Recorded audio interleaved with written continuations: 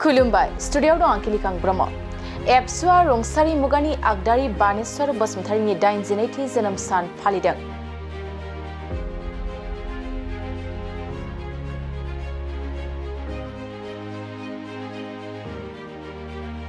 दिनै दुलाराय बर' फरायसा आफादा दुलाराय बर' फरायसा आफादनि गायसनगिरि आफादगिरि रंसारि मुगानि आगदारि बानेश्वर बसुमतारीनि 82थि जोनोम सानखौ बाक्सा जिल्ला एबसु आरो साफागुरि कक्लाबारि दखरा एबसुनि हेफाजाबजों सानसेनि हाबाफारिनि गेजेरजों मेहेरगोनाङै 1 नं कक्लाबारि गेजेर फरायसालिनि सिदलायाव खुंफुङो।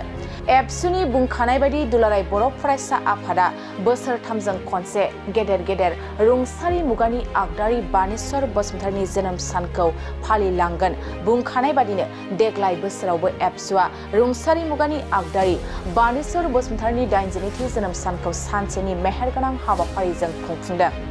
फुंबिलिनि समाव दुलाराय बर' फरायसा आफादनि गोथार आरज रोजाबनायनि गेजेरजों रंसारि मुगानि आगदारि बानेश्वर बसुमतारीनि 82थि जोनोम सानखौ जागायो। बेनि अनगायैबो दुलाराय बर' फरायसा आफादनि गोथार फिरफिलाखौ बिरहोयो एबसुनि आफादगिरि दिपेन बर' बिथाङा रंसारि मुगानि आगदारि बानेश्वर बसुमतारीनि मुसुखायाव आलारि आरो बिबारजों बावजेनो बिथांनिनो अनसुलि बिसि फुलेश्वरी स्वर्गियारि बिथाङा लोगोसेयैनो रंसारि मुगानि आगदारि बानेश्वर बसुमतारीनि गोदान गेटखौ गावनि फान्डनि गेजेरजों लुफुंनानै होनाय आसामनि केबिनेट मन्त्रि उरखावगोरा ब्रह्म बिथाङा गाहाय हाबलांग्रा गेटखौ बेखेवनानै होयो। बेनि अनगायैबो गोजोननि थाखाय गुफुर फारौ बिरहोनाय हाबाफारिखौ मावफुङो। बाहागो लानाय गेदेमा सुबुंफ्रा आरो बे हाबाफारियाव गाहाय आलासि महरै बाहागो लाफैयो बर' थुनलाइ आफादनि आफादगिरि डक्टर सुरत नार्जारि जर'खा आलासि महरै बाहागो लाफैयो CSBनि मासिगिरि मोनसे समनि एबसुनि आफादगिरि बिथां दीपक बसुमतारीया। दिनै मुगानि आगदारि बानेश्वर बसुमतारी जायनाखि दुलाराय बर' फरायसा आफादनि मिरु आफादनि गिबि आफादगिरिमोन। बिथांनि 82थि जे जोनोम सान बेखौ दुलाराय बर' फरायसा आफादा गिबियावनो थांखि लाखानाय बादियै फालिदों आरो बेखौ 3 बोसोरनि उनाव मोजां रोखोमै गोग्गोमै बे जोनोम सानफोरखौ फालिनाय जागोन होननानै थांखि मोनसे दङ आरो बिथांनि मुङावनो रुरेल लाइब्रेरि एबा फरायसाफोरनि एबा जोंनि हारिनि मिथिनो गोनां बाथ्राफोरखौ मिथिनाय बायदि मोनसे लाइब्रेरि गायसननायनिबो मोनसे थांखि दङमोन। दिनैनि सानाव फैनानै आङो जोबोद मोजां मोनदों। दिनै फिसा प्रग्राम नाथाय अब्लाबो जे रोखोमै बे ओनसोलनि मानसिफ्रा ओंखारनानै बाहागो लाफैदों बे जोबोद मोजां। मानो होनबा बिथाङा बयजोंबो मोजां मोनजानाय मानसिमोन। दुलाराय बर' फरायसा आफादनि गायसनगिरि मिरु आफादनि गायसनगिरि आफादगिरि बेखौ लानानै एसे गोबांनाव गुलाय गुजाय मोनसे सोंनाय फैयो मालाबा नाथाय दुलाराय बर' फरायसा आफादा 1967 मायथाइयाव जोनोम जादोंमोन नाथाय मिरु आफादा 68 मायथाइयाव जोनोम जादोंमोन। मिरु आफादनि बिथाङा आफादगिरि गिबि आफादगिरि बेनि उनाव बर' थुनलाइ आफादनिबो गाहाय नेहाथारि जाबोदों आरो दुलाराय बाथौ गौथुमनि आफादगिरि जाबोदों। बेनिफ्राय बिथाङा गावनो गोबां बिजाबबो लिरदों आरो बर' माहारिखौ मोजां मोनसोमग्रा आरो बर' माहारिनि थाखाय जिउ बाउसोमग्रा सासे सुबुंमोन। गोबां बेबायदि दङ। गोदो जोंनि खर'सा जि हानजानि बर' फिसाफोर बेनि गेजेराव गोबां बेबायदि दङ जायफ्रानाखि जोनोमनिफ्रायनो बर' आरो थैजासिम बर' आरो गावनि जिबनखौ हारिनि थाखायनो बाउसोमलांदों।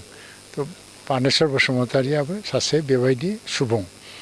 दिनै बिथांनि जोनोम सानाव आङो दिनै आंनि MLA LAD फान्डनिफ्राय जि बिथांखौ फबनाय जायगा बेवहाय हाबनायाव जि गेट बे गेटखौ 5 लाख थाखा होनानै बानायनाय जादोंमोन आरो बे कमप्लिट जाबाय आरो बेखौ बेखेवनो मोननानैबो आं गोजोननाय मोनदों। बिथांनि जिउमाया अराय गोजोनै थाथों आरो फैगौ समाव बिथाङा जाहाथे जों बर' हारिनो बर' फिसाफोरनो बोर सारस्रिनानै गाहाम लामा दिन्थिहरबाय थायो बेखौनो आं मिजिंथियो। बेवहाय बाहागो लानाय दिनै आंखौ लेंहरनानै न'खरनि मानसियाबो मान होदों आरो दुलाराय बर' फरायसा आफादनि दैदेनगिरि बिथांमोना बाहाय बाहागो लानायनि खाबु दं। बिथांमोननो साबायखर जासिनायजों आङो दिनैनि बे गोथार सानाव बयनोबो गाहाम हामलायनाय जासिहरबाय आरो बानेस्वर बसुमतारिनि जिउमाया अराय गोजोनै थाथों बिनि थाखाय आं आर'ज गाबबाय।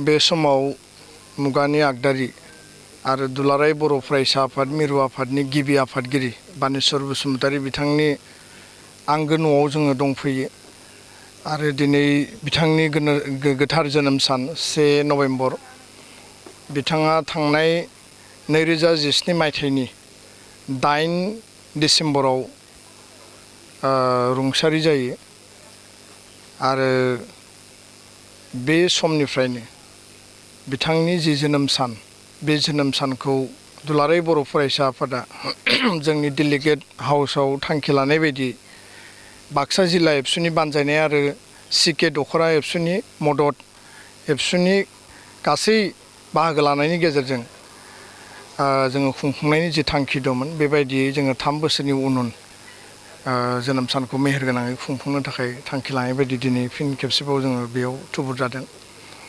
आरो गिबियावनो आङो आफा इसोरनिसिम आर'ज गाबगोन जे बिथांनि सोरगोआरि जिउमानि आलो गोजोननि थाखाय आरो जोंनि थांना थानाय बर' फिसाफोरखौ जाहाथे बिथाङा अराय आशीर्बाद बा मोजां बोर हरो। खोथाया जाहैबाय जे बिथाङा जि समाव दुलाराय बर' फरायसा आफादनि गिबि आफादगिरि महरै बिबान बाननो गोनां जादोंमोन बा बिबान लादोंमोन आरो बिथांनोनो बे बिबानखौ क'क्राझार ट्राइबेल रेस्ट हाउसाव जि जुथुमनाय बे जुथुमनायाव सावरायनायनि गेजेरजों थिग खालामनाय जादोंमोन। बे थासारिया जोबोद गोब्राब आरो जोबोद मोनसे चेलेन्जिं मोनसे थासारिमोन। बर' हारिनि जि मोनसे समाज आरो जिउ खुंनायनि जि जारिमिन हारिनि गासै बिथिङा मोनसे मोस्लेर अबस्थायाव दंमोन। जोंनि राजखान्थियारि मोन्थाय संबिधानिक मोन्थाय जोंनि रांखान्थिया जोबोद गाज्रिमोन। जोंनि इनफ्रास्ट्राक्चार जि लामा दालां स्कुल कलेज सोलोंथाइनि थासारिया मोजां नङामोन आरो जथेस्थ' जोंनि गेजेराव बै समाव भारत उदांस्रिनि सिगां आरो उननि समाव जोंनि सोलोंथाइ गोनां बा गोरों गोरा मानसिनि आंखालमोन। माखासे मोजोमसे जायफोर गोख्रों मेलेमनि दैदेनगिरि गवालपारा डिस्ट्रिक्ट जि माने स्टुडेन्टस इउनियन दंमोन बड' स्टुडेन्टस इउनियन बे थुबुर जानानै बयनिबो सानखांनायजों दुलाराय बर' फरायसा आफादनि मिरु आफाद दानांगौ। खारन बिनि सिगांनो दुलाराय बर' फरायसा आफादा गवालपारा डिस्ट्रिक्ट हिसाबै बा गुबुन गुबुन दखरा हिसाबै दंखायोमोन। दा मिरु आफाद दानांगौ आरो मिरु आफाद दानायनि गेजेरजों गासै बर' फरायसा फरायसुलि आरो बर' माहारिनि इयुनखौ नोजोर बोनानै जोंनि जौगानाय जोंनि थामोनथा रैखाथि जोङो नासयजानाय गादबजानाय बा गासै बिथिंजों जोङो सोबख'जानाय बिनिफ्राय उद्धार मोननांगौब्ला बर' थुनलाइ आफादा 1952 जोनोम जादों। नाथाय बर' हारिनो आरोबाव मोनसे लाइमोन सेंग्राफोरनि इयुथ फर्सनि मोनसे आफाद नांगौ। बे आफादखौ दानायनि थांखिजोंनो मिरु आफाद दानाय जादों आरो बिनिनो गिबि आफादगिरिखौ बिथांखौ दायित्व होनाय जादों। दा बेखायनो बानेस्वर बसुमतारिया मुगानि आगदारि जों बिथांखौ बिमुं होदों आरो बिनि ओंथियानो जाहैबाय जे बिथाङा पायनियर रल लादों आरो सासे साहस गोनां आरो हारिनि फारसे गोख्रों फोथायनाय जातीयताबादि सिन्तानि बिथाङा सासे सुबुं जायनि थाखाय बिथाङा उननि समाव बर' थुनलाइ आफादनि गाहाय नेहाथारि जादों। उननि समाव बिथाङा दुलाराय बाथौ गौथुमनि गाहाय नेहाथारि हिसाबै खामानि मावदों। गोबां बिजाब लिरदों। समाज बिथिङाव सोलोंथाइ बिथिङाव जौगाहोनायनि थाखाय थुनलाइ बिथिङाव गोबां बिथाङा खामानि मावदों आरो दिनै बानेस्वर बसुमतारि बायदि बर' हारियाव दैदेनगिरि मोननानै जोङो थारैनो गावनि गोसोखौ जेब्लाबो बा दुलाराय बर' फरायसा आफादनि मजियाखौ जों जेब्लाबो गोग्गानाय आरो गोथौ मोनसे श्रद्धा जोंहा बिनि सायाव जेब्लायबो दङ। उननि समाव बड'फानि सान्थौ सानस्रि बड'फाया दुलाराय बर' फरायसा आफादाव बिबान लाबाय 1986 मायथाइयाव आलादा रायजोनि सोमावसारनायनि आन्दलन जाबाय आरो गेरेमसा माहारि दानायनि जि आन्थोरजयै जोंनि मेंनो रोङै जे हाबाफारि दिनै सोलिगासिनो दङ। दा बानेस्वर बसुमतारिया जोंनि फुजिनां जोंनि साहस जोंनि आदर्श आरो जोंनि अराय श्रद्धानि सुबुं आरो बिथाङा पायनियार आरो बड'फा उपेन्द्रनाथ ब्रह्मआ हारिखौ जि लेभेलाव लांनांगौ आल्टिमेट थांखिसिम जोंनि राजनैतिक आरो संबिधानिक अधिकारनि गेजेरजों गेरेमसा माहारि दानायनि जि मोन्थोर होलांबाय बे गासैबो जोंनि गेदेमा सुबुंफोरनि बा जोंनि एबसुनि बारग' दैदेनगिरिफोरनि आदर्शनि गेजेरजों हारि दानायनि खामानिया सोलिगासिनो दं, सोलिलांबाय थागोन। गोजोन्थों।